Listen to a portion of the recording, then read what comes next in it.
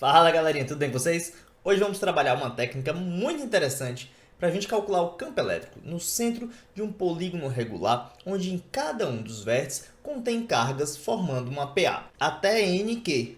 Lembrando que essa PA tem razão 1. Professor, será que eu tenho que calcular o campo elétrico de cada uma, depois somar vetorialmente todos? Nossa, vai dar muito trabalho. Bom, não é à toa que eu coloquei o método ninja no título desse vídeo. Se ficou curioso, acompanhe esse vídeo até o final.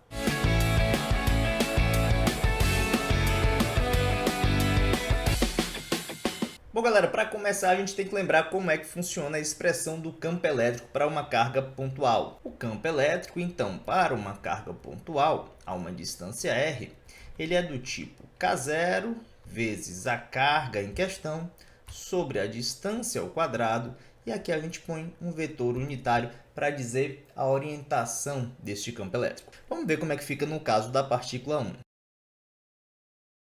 Esta partícula ela iria gerar um campo para cá de módulo E1, ou seja, com carga Q. E2 vai ter um sentido um pouquinho diferente de E1 e o módulo seria dobrado, porque a carga é duas vezes. Se você olhar a expressão, nós temos o dobro da carga. Tudo bem, pessoal? E aí você vai repetindo isso com a partícula 3, com a partícula 4, com a partícula 5. Bom, já viu que vai dar muito trabalho. Por isso que nós vamos trabalhar agora uma técnica um pouquinho diferente, que vocês vão ver que esses tipos de problemas vão sair no piscar de olhos. Antes de mais nada, vamos colocar aqui o módulo dessa distância como D. Tudo bem? Nós vamos usar esse D como um dado do enunciado. Então, todas as partículas estão a uma distância D do centro dessa figura. Bom, professor, mas como é que eu vou desenvolver agora? Olha só que técnica interessante. Acompanhe. Vamos pensar um pouquinho na seguinte proposta. Inicialmente, nós vamos pegar esta estrutura que eu pintei aqui de lilás. Eu vou supor, então, que o campo resultante terá esta direção em sentido. Eu vou chamar ele de E0. Não sei se é essa direção em sentido. Estou desenhando aqui de forma aleatória. Tudo bem? Agora vamos fazer o seguinte. Nós vamos pegar esse sistema aqui, lilás, e nós vamos promover um giro de 2π sobre n. Professor, por que 2π sobre n? Observe. Como o nosso polígono tem n lados, então cada ângulo interno será 2π sobre n. Tudo bem?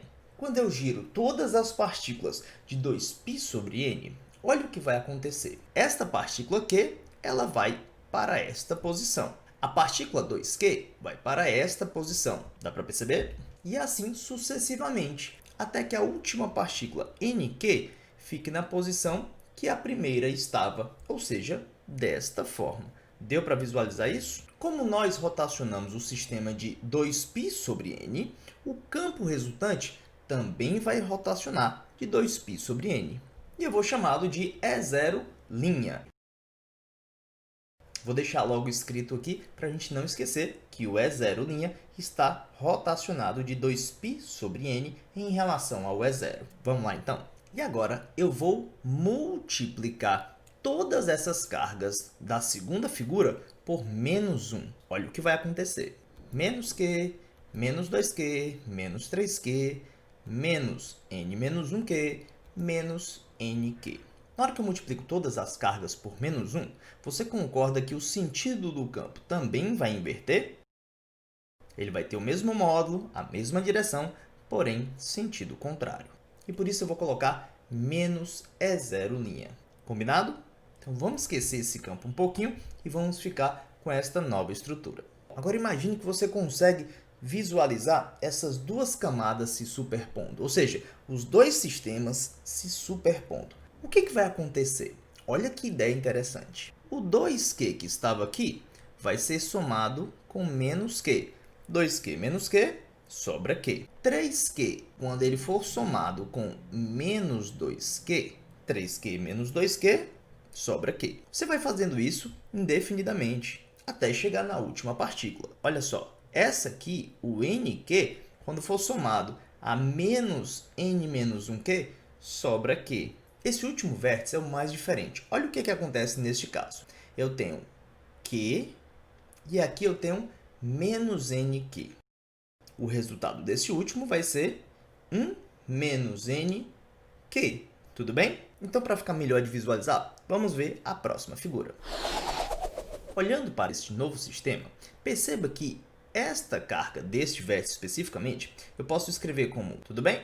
Observe agora que nós podemos imaginar que todas essas cargas Qs, elas estão no vértice de um polígono com n lados, todas são iguais, tem uma perfeita simetria. Olha só, esse aqui também tem Q e esse aqui também tem Q. Se eu somar o campo resultante das cargas que eu circulei de azul, vai dar zero. Você concorda? Por simetria, é claro, só vai sobrar esta última carga menos Q. E o campo dessa última carga menos Q é muito simples, perceba. O campo da última carga menos Q eu vou calcular facilmente da seguinte forma. O módulo do campo resultante é igual a K0 nq sobre d ao quadrado. Mas esse campo resultante deve ser o campo resultante daqueles dois sistemas anteriores, que eu rotacionei um, multipliquei por menos 1 e somei. Quais eram aqueles campos, você lembra? Olha só, nós tínhamos E0, nós tínhamos esse menos E0', e os dois formavam aqui, suas direções, no caso, um ângulo de 2π sobre n. Perceba que E0 é o campo que eu queria calcular na primeira configuração. Então, eu quero determinar o módulo de E0. E aí, você vai lembrar que o E0' também tem o mesmo módulo de E0. Eu só fiz rotacionar ele só tem outra direção. Então, quando eu somar estes dois vetores, ele tem que fornecer este vetor resultante. Visualize.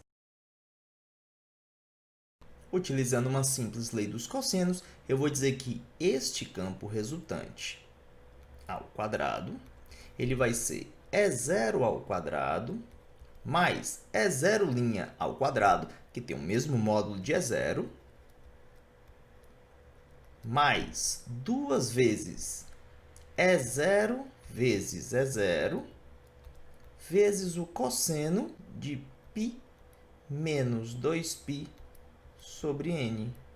Deu para visualizar? Seria este ângulo aqui. Então, E0 ao quadrado a gente já tem. A gente pode escrever sendo K0 nq sobre d ao quadrado.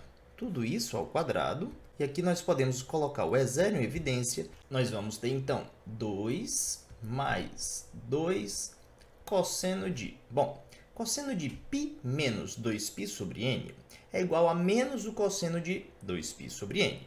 Então, eu vou colocar aqui dentro 2π sobre n e nós vamos consertar o sinal lá fora. Tudo bem? Nós vamos colocar aqui o 2 em evidência, nós vamos colocar o E0 ao quadrado e agora vai ficar 1 menos cosseno de 2π sobre n.